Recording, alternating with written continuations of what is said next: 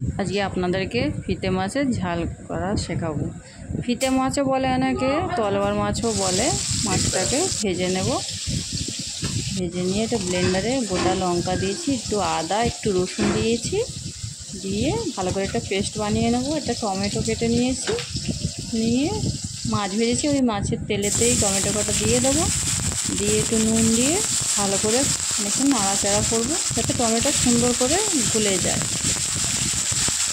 টমেটোটা আমার মোটামুটি এবারে হয়ে এসেছে। দেখো টমেটোটা গলে যাবে একদম, নুন দিয়ে একটু নাড়াচাড়া করলে সুন্দর গলে যায়। দেখো গলে গেছে। এবারে আমি মশলাটা দিয়ে দেবো। মশলাটা দিয়ে ভালো করে মশলাটাকে ভাজতে হবে। মশলাটা তৈরি হয়ে গেলে তেল ছাড়ে, বোঝা যায় মশলাটা ভাজা হয়ে গেছে। মাছ ভেজে রেখেছি, দেখো কত সুন্দর লাগছে দেখতে না মাছ ভাজাগুলো।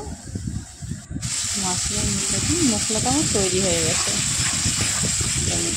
এবারে একটু জল দিয়ে দেবো। জল দিয়ে নাড়াচাড়া করে খানিকক্ষণ ফুটতে দেবো। যখন ফুটে যাবে, দেখুন ফুটে যাবে, তখন আমি মাছ কটা সব ঢেলে দিয়েছি। দিয়ে এবারে ফুটছে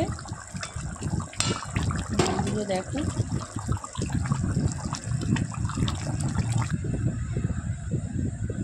মোটামুটি আমার ঝালটা হয়ে এসেছে। এইবারে মাছটা আমার দেখো হয়ে এসছে। কত সুন্দর লাগছে, কালারটা পুরো চেঞ্জ হয়ে গেছে। দেখো দারুণ দেখতে হয়েছে, খেতেও হেভি টেস্টি হয়েছে। তলোয়ার মাছ বা ফিতে মাছ বলে থাকে, আপনারা একবার এরকম করে খেয়ে দেখবে, খুব সুন্দর লাগে বাটা মশলা দিয়ে।